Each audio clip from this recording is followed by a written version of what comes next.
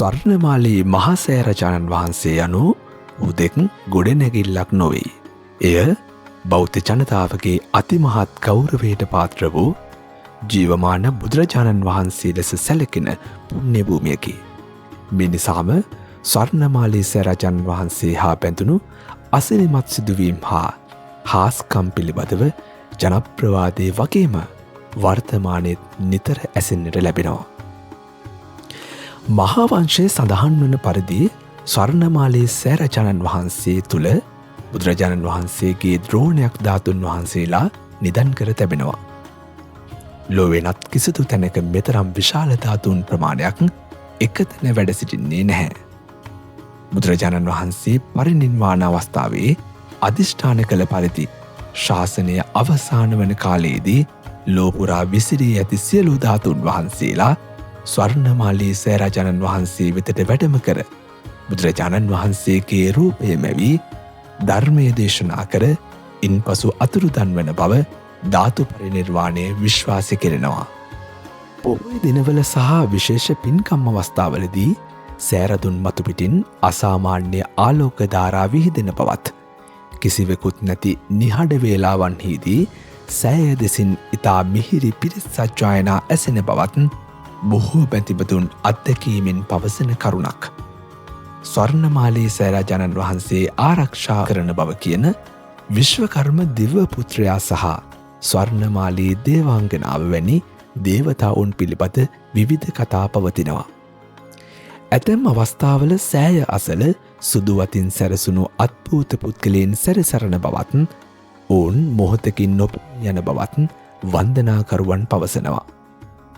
දුටුකැමුණු රජතුමාට සෑය නිම කිරීමට නොහැකිව රෝගාතුරු අවස්ථාවේදී සෑය නිම කළ ආකාරය පෙන්වීමට සුදුරෙදිවලින් සෑය වසා බුබුලාකාර හැඩය මතු කළ බවත් ඉතිහාසයේ සඳහන් වෙනවා. අදටත් සෑයේ කොත දෙස බැලූ විට ලැබෙන අමුතුම ශාන්තිය සහ විශ්මයජනක හැඟීම එක්තරාකාරයක මානසික හාස්කමක් ලෙසයි සැලකෙන්නේ.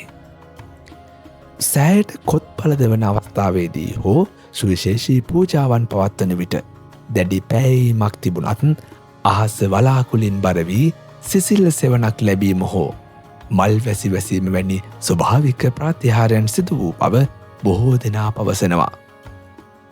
ස්වර්ණමාලී සෑරජාණන් වහන්සේ යනු බුදුරජාණන් වහන්සේගේ පාරිභෝගික සහ ශාරීරික ධාතුන් වහන්සේලා වැඩ සිටින තැනක් නිසා පිරිසිදු සිතින් එහි යන ඕනෑම අයෙකුට පුදුමාකාර මානසික සහනයක් සහ ආශිර්වාදයක් ලැබෙන බව නොඅනුමානයි. මහාවංශයේ සඳහන් වන පරිදි සෑයේ අත්තිවාරම කෙතරම් ශක්තිමත්දයත් එය අඩි 7ක් පමණ ගැඹුරට විහිදෙනවා. රජතුමා අත්තිවාරම දැමීමට රවුම්ගල් අතුරා කුළු ගෙඩිවලින් තලා කුඩු කරවා ඇතුන් ලවා පාගවා පොළව තද කරවා රැහැපටවල් ගිතෙල් හුණු මැටි රසදිය සහ යකඩ දැල් භාවිතා කර ඇති බව පැවසෙනවා. මෙය අද කාලයේ පවා සිවිල් ඉංජිනේරුවන්ම පුදුමයට පත් කරන තාක්ෂණයක්. සෑයේ හැඩය තීරණය කිරීමේදී දුටුකැමුණුතුමා ගෘහ නිර්මාණ ශිල්පියාගෙන් ඇසුවේ සෑය කුමන හැඩයකින් තැනිය යුතුද යන්නයි. එවිට ශිල්පියා රන් පඳුනකට වතුරගෙන එයට වතුර බින්දුවක් වැටෙන්නට සලස්සා ඉන්මතු දියබුබුලක හැඩය රජුට පෙන්වා තිබෙනවා. ඒ අනුවයි අද අපි දකින බුබුලාකාර හැඩය නිර්මාණය වූයේ.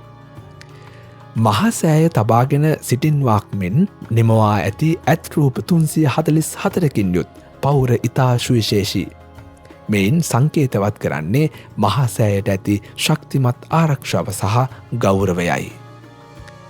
සෑය මධ්‍යයේ ඇති ධාතුගර්භය තුළ රන්වන් බුදු පිළිමයක් රන්රිදී මුතුමැණික් සහ බුදුරජාණන් වහන්සේගේ ජීවිතයේ විවිධ අවස්ථාවක් දැක්වෙන චිත්‍ර හා කැටයම් ඇති බව සඳහන්. මේ ලොව පවතින වටිනාම සහ අලංකාරම ධාතුගර්භය ලෙස සැලකෙනවා. රුවන්වැලි ස්වර්ණමාලී සෑරජාණන් වහන්සේ මුදුනේ ඇති චූඩාමාණික්‍ය ශ්‍රී ලංකාවට ලැබුණේ බුරුම රාජ්‍යයෙන්. එහි විශාල නිල් මැණිකක් අන්තර්ගත වන අතර ඒ නිකුත්වන ආලෝකය ඉතාම ශාන්තයි. ඔබට ස්වර්ණමාලී සෑරජාණන් වහන්සේ වැඳ පුදා ගැනීමට යන දවසක මේ කරුණු සිහිපත් කරමින් එහි ඇති නිහඬ බව සහ මහිමය අත්විඳීමට හැකි වේවායි සිව්සියසක් වෙලා අපි ප්‍රාර්ථනා කරනවා. ඔබට උතුම් ස්වර්ණමාලී සෑරාජාණන් වහන්සේගේ ආශිර්වාදය නිතැතින්ම හිමිවේවා.